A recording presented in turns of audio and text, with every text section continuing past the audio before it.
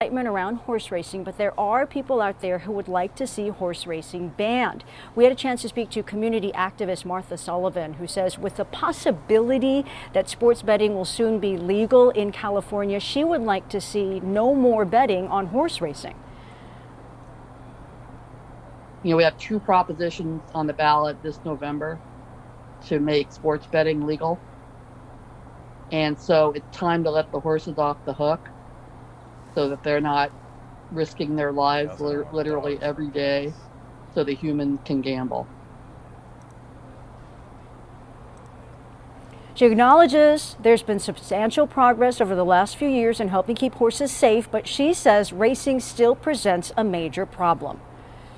No legitimate sport would tolerate the death of over one of its athletes every week in just one state. And that's what this is. Now, for their part, the Del Mar Thoroughbred Club says they take safety very seriously. They've developed protocols to keep horses and jockeys safe. In fact, this track has been rated the safest in America for multiple years. Now, there is another very important part of the horse racing industry, and that is what happens to these horses once their racing careers end. There's a very special place here in Southern California that helps horses with that transition. These horses are absolutely amazing. They really enjoy working and being a partner with your rider. My colleague, anchor Kimberly Hunt, got to explore Sandia Creek Ranch in Fallbrook, one of several farms that work with the California Retirement Management Account, or CARMA, that's for short.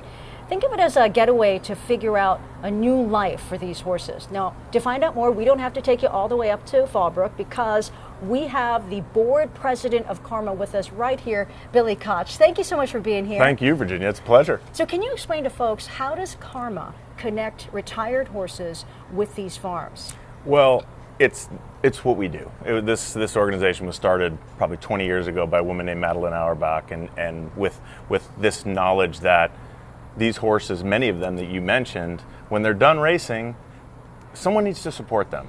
And unfortunately, it's not always the owners or the trainers.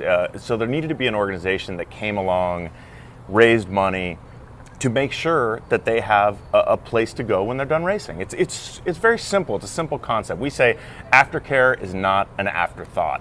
As an owner, you have to have a responsibility that when you own a horse, and if your filly or mare doesn't become a brood mare and go to the breeding shed, or if your colt or colt doesn't become a stallion, they have to have a place to go. So that's what we do, and we've been doing it for a long time.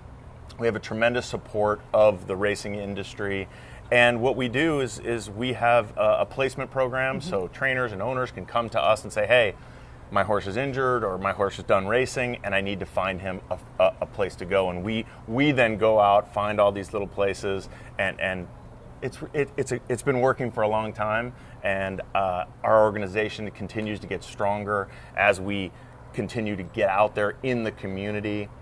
We have an event called Carmathon. We've done it for the last 2 years. It's on Pacific Classic Day again this year, and people donate. And that's what we need. We need help. We need money for resources to get these horses placed properly. Absolutely. Obviously, this makes a huge impact on the quality of their lives, and we certainly want to see that for the horses. There's a way that people can help just by placing bets. Can you explain that? Well, we take a very, very minuscule piece of the handle. So I believe it's 0.03% of a cent. I apologize for not being exact, but that's how we actually make the money so that we can go ahead and put funds towards each horse that is ultimately retired. It's not every horse, because a lot of we couldn't afford to do every horse that at the end of the year is retired, but it's a start, it's a way to get their next career. I can tell you, I own horses and I'm in a partnership, and the most popular emails that I send out are the ones where I show our horse as a hunter jumper, or as a trail horse, or someone as a little boy or girl's pony. There's a lot of love, and there's a lot of love in our community for these horses. We all realize it. We're watching them breeze right now, and it's so beautiful, and we're so excited about opening day today. But you have to think about the future, and you have to think about where they're going to go, and you have to, again, I use the word responsibility, be responsible find a home for them when they're done racing. So important to remember. And of course, this is a horse community, San Diego for sure. Billy Koch, thank you so much for filling us in. Virginia, very important information. Thank you, and we're going to get you something to get you a little warmer. Yeah, that's right. Can you notice? I'm shivering. It's all good.